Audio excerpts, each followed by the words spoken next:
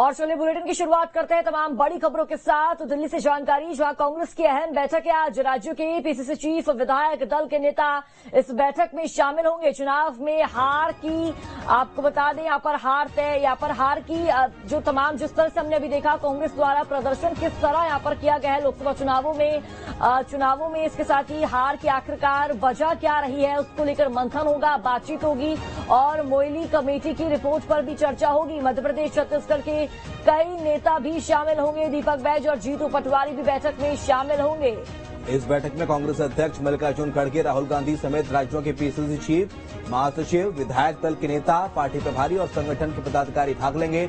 दिल्ली में पार्टी मुख्यालय में होने वाली इस बैठक में 32 राज्यों से मिले लोकसभा सीट वार आकलन की रिपोर्ट के आधार पर राष्ट्रीय अध्यक्ष के साथ चर्चा की जाएगी। कुल मिलाकर लबोलबाब इस बैठक का यह है कि मध्य प्रदेश के साथ साथ अन्य राज्य जहां पर कांग्रेस को विधानसभा के साथ साथ लोकसभा चुनाव में भी हार का सामना करना पड़ा, कम सीटें लोकसभा में कांग्रेस जीती। इसके अलावा विधानसभा चुनाव कांग्रेस कई राज्यों में हारी, जिसमें राजस्थान है, मध्य प्रदेश है, छत्तीसगढ़ है। हार के कारण क्या रहे, इन कारणों को लेकर समीक्षा होगी। तमाम राज्यों के कांग्रेस के अध्यक्ष जो है इस बैठक में शामिल होंगे।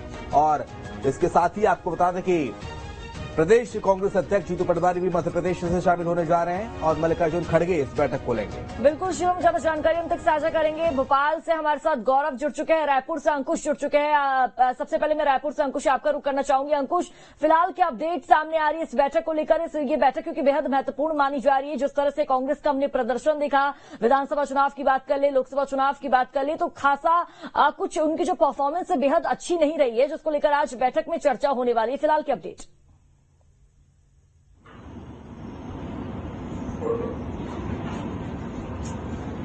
देखिए, कई तरह की बैठकें हुई हैं और उन बैठकों के माध्यम से जानने की कोशिश की गई है कि विधानसभा चुनाव के बाद लोकसभा चुनाव में कांग्रेस पार्टी की ऐसी हार क्यों हुई है, क्या कारण रह गए थे जो पार्टी के कार्यकर्ताओं ने काम नहीं किया, या क्या कारण रह गए थे कि जनता ने सीधे तौर पर कांग्रेस पार्टी को नकार दिया है।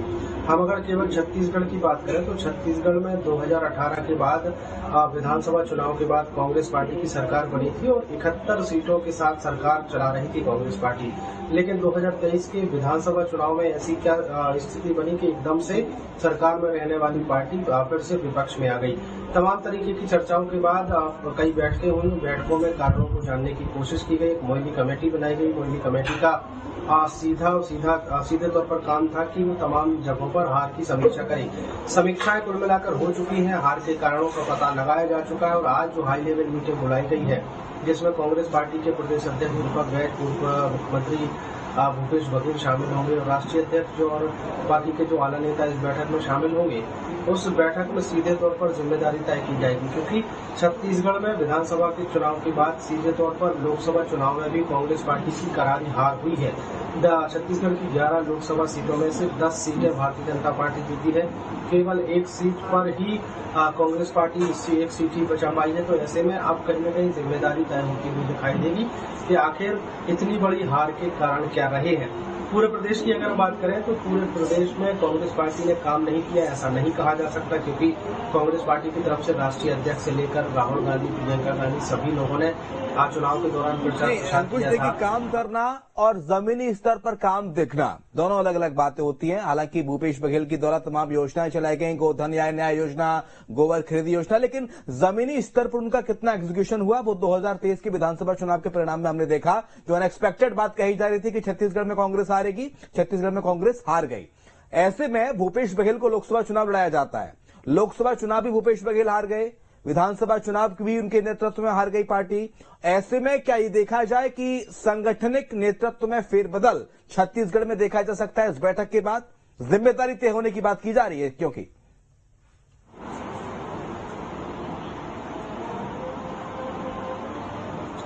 देखिए, बिल्कुल निश्चित तौर पर जब हार हुई है और बड़ी हार हुई है तो स्वाभाविक तौर पर एक ना एक व्यक्ति को जिम्मेदारी तो लेनी पड़ेगी। आखिर हार क्यों हुई, देखिए, छत्तीसगढ़ में विधानसभा चुनाव के बाद कांग्रेस पार्टी की सरकार रही और कांग्रेस पार्टी की सरकार के दौरान मुख्यमंत्री भूपेश बघेल के नेतृत्व में 2023 का विधानसभा चुनाव लड़ा गया।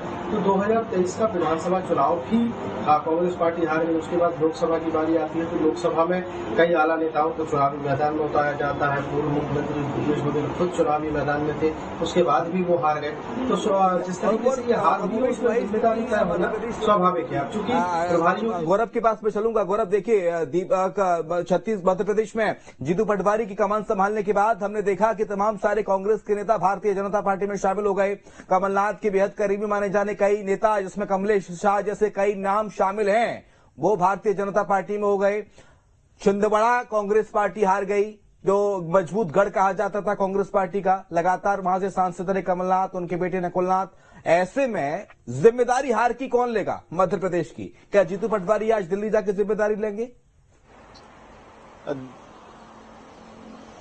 देखिए, मध्य प्रदेश की बात करें तो कांग्रेस की जो लोकसभा चुनाव में अगर हम हार की बात करें तो सबसे बुरी हार मध्य प्रदेश में ही हुई, क्योंकि यहाँ पे जो एक कांग्रेस का गढ़ कहा जाता था, कांग्रेस का किला कहा जाता था छिंदवाड़ा, वो ढह गया। वो उस पर बीजेपी ने सेंधमारी की और उस लोकसभा सीट को बीजेपी जीतने में कामयाब हुई। उससे पहले जो विधानसभा चुनाव हुए थे उसमें ये कहा जा रहा था कि कांग्रेस एक अच्छी खासी स्थिति में मध्य प्रदेश में, लेकिन उस दौरान भी मध्य प्रदेश में कांग्रेस बुरी तरह से हारी। लोकसभा की एक भी सीट कांग्रेस मध्य प्रदेश में नहीं जीत पाई, पहली बार ऐसा इतिहास में हुआ। तो कहीं ना कहीं एक बड़ी हार मध्य प्रदेश में कांग्रेस को मिली और उसके बाद तमाम समीक्षा बैठकें भी हुई। हार की जिम्मेदारी कौन लेगा, इसको लेकर भी बार बार चर्चा हुई, क्योंकि जीतू पटवारी के नेतृत्व में लोकसभा चुनाव हुए थे, विधानसभा चुनाव कमलनाथ के नेतृत्व में हुए थे। तो कहीं ना कहीं इन दोनों नेताओं की जिम्मेदारी तय करने की बात भी उस समय की गई थी। और अब जाकर लोकसभा चुनाव के बाद पहली इस लेवल की जो बैठक है वो दिल्ली में होने जा रही है, जहां पर